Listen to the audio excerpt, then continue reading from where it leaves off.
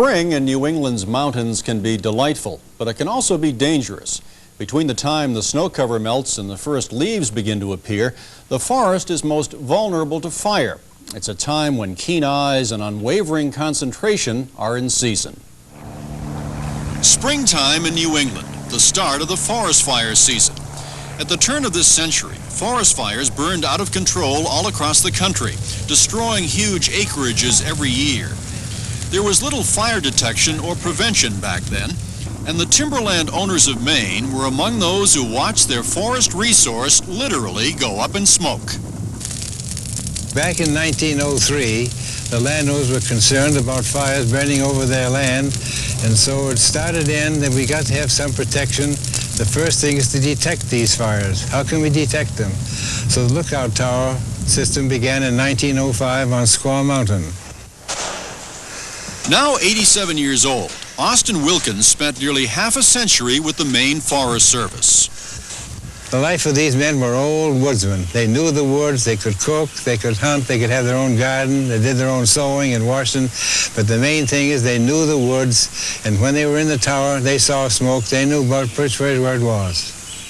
The success of the Maine Forest Service in spotting fires was soon recognized throughout the nation. And within a few years, fire lookouts were placed on mountains and hills all across the country. The shapes and sizes of these towers were as varied as the landscapes they protected. Building and maintaining these towers in remote locations has long been hazardous duty. It's a 50-foot climb up the Opportunity Hill Tower in New Gloucester, Maine. Forest watchman David Hilton surveys his territory from a small box called a cab.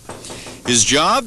Well, you could say he's paid to sit and stare out the window. How you doing? I'm doing quite well. Good. And you? Good. David. Right.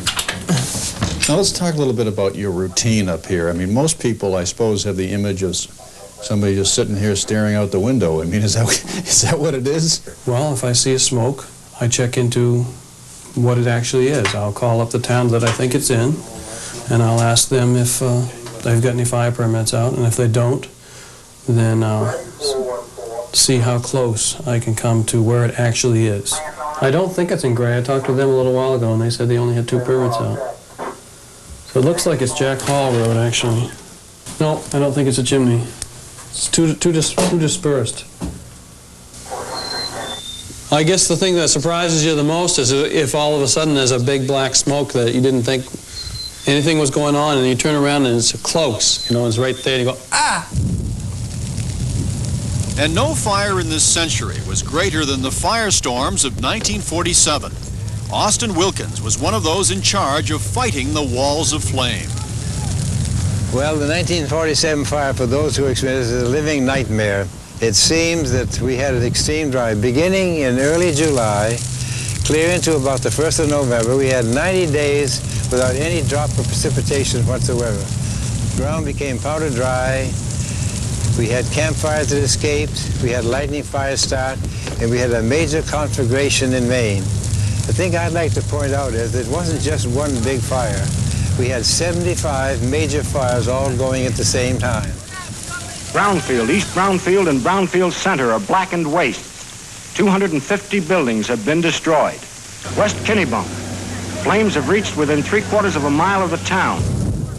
When it was over, 15 people were dead and $30 million worth of property destroyed along the coast of Maine. It was also the beginning of a new era, aerial surveillance. Princeton Tower, Air 3. Princeton's on Air 3, go ahead. Okay, it's being attended to. There are people around it. But spotting fires by air is not without its risks. This Massachusetts fire observer crashed in the Berkshires in 1985. Fortunately, he survived and was rescued by helicopter. Aerial surveillance signaled the beginning of the decline of the fire tower. From over 100 towers operating in Maine during the 60s to just 27 today. Radios and relay towers eliminated much of the watchman's work as a coordinator of fire departments and forestry personnel. Today, many towers have been abandoned or torn down throughout New England, and their history is rapidly disappearing. Henry Eisenberg, a lookout at the Sharon, Massachusetts tower, is one of a few trying to preserve that history. He's part of the committee to establish a national association of fire lookout enthusiasts. There used to be over 10,000 of these across the whole country, and now there's probably working about 2,000 at the most. Yes, sir, I'm getting some white smoke coming out of the landfill area, around that general area. Do you have any permits over there? Negative, we'll check it out. This state is one of the leaders in towers at the moment that I know of. Personally, it makes me feel good to know that I'm protecting the public up here. It's not a job really to me, it's a career, and I've made it such.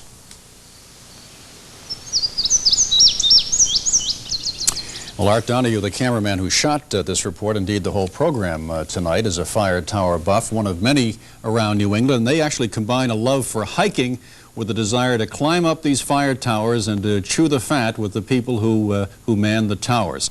If you're interested in getting involved with this, as Art tells us, you better hurry, because it's a vanishing part of Americana for which we can thank or blame.